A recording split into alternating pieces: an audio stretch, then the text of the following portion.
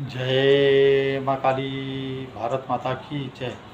भारतवासियों, आज जैन धर्म के 28वें तीर्थकर भगवान श्री श्री महावीर जी की जन्म जयंती है।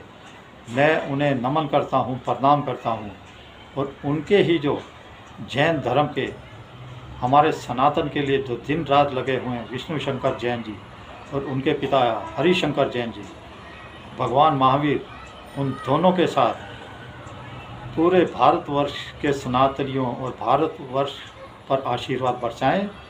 और युद्ध की घड़ी में जैसे हमारे देश में हम शांत हैं, हंस खेल रहे हैं, मुस्कुरा रहे हैं, और इसी मुस्कुराहट के साथ हमेशा रहें।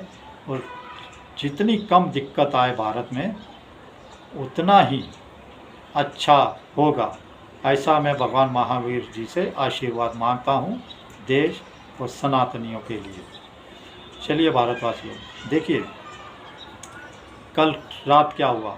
कल के दिन जैश चीफ मसूद अजहर, इसके बड़े भाई जिसका नाम था मौलाना ताहिर, उसको किसी ने मार दिया है, उसका खात्मा कर दिया है ना।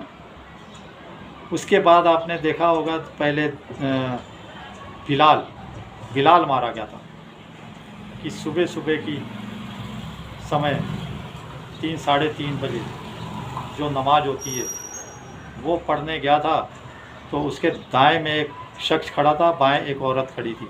शख्स ने उसके 2-3 गोलियां मारी और भाग गया। औरत फिर भी खड़ी रही और उसने चक्कू से इसके शरीर को छलनी कर दिया, छल्दी कर दिया उस औरत ने, और फिर वहाँ से भाग गई।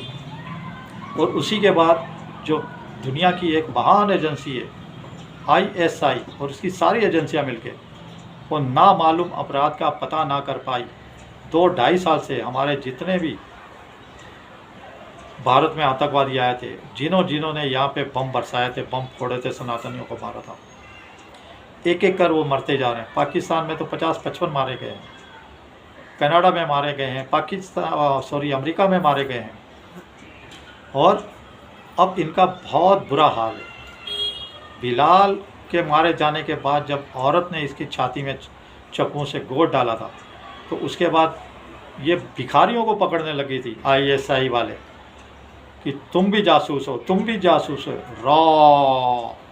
रॉ के आदमी हो, रा के आदमी हो, बोलते हैं रा के, रॉ भी नहीं बोलना आता, रा के भारतीय एजेंसियों ने बर्बाद दिया उनके लोग थे।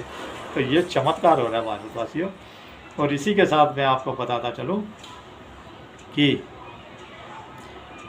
ये नक्सलियों पे जो अमित शाह जी ने बोला है कि नक्सलियों का आज 31/3/2026 आखिरी दिनों का खात्मा कर देंगे हम, और आज वही 31 मार्च 2026 की तारीख है।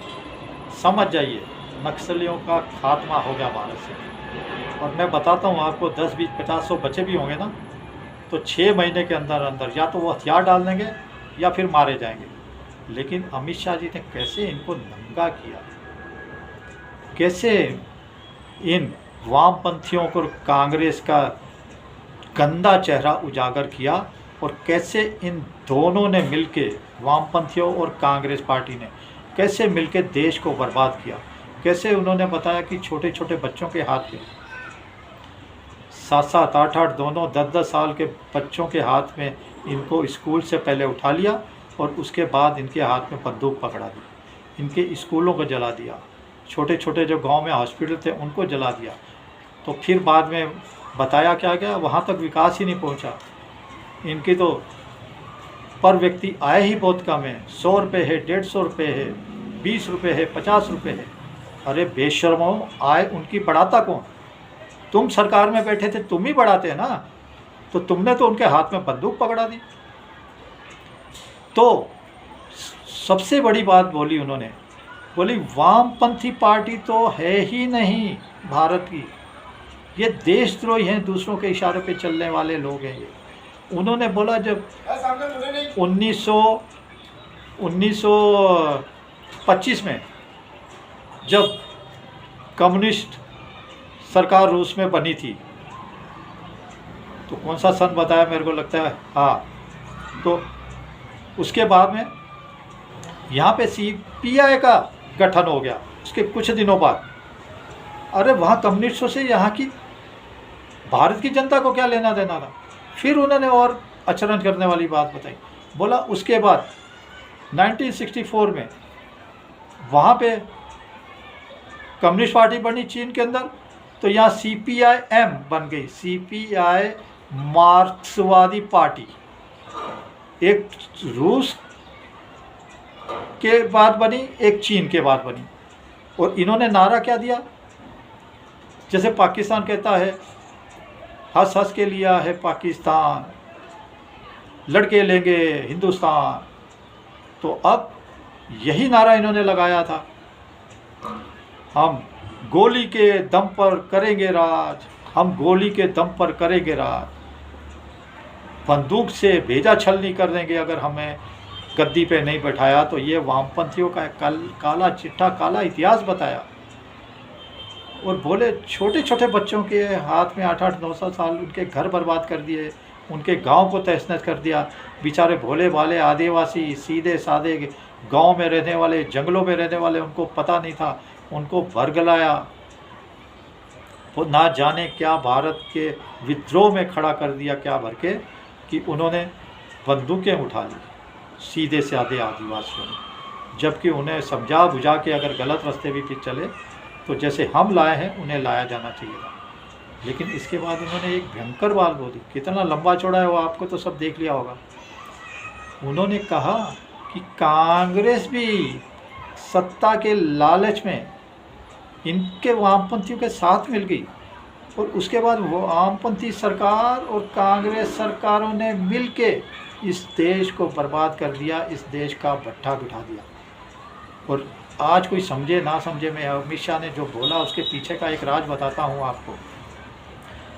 अब अमित शाह जी ने जब कहा है, कोई नहीं बता रहा, उन्होंने कहा है हम पहचान गए हैं कि जो वाइट कॉलर हैं, जो सीधे साधे वेश में लोगों के अंदर भ्रम फैलाते हैं, अब उनको पहचान लिया है। बोला 2000 ट्वीट पत्रकारों ने लेख लिखे, ट्वीट किए, 2000 लोगों ने बोला मानवता के लिए इन जंगली जानवरों को छोड़ो, जंगली जानवरों को मानवता के लिए माफ़ कर दो, जो आतंकवादी है, जो नक्सली हैं, जिन्होंने बंदूक पड़ी है।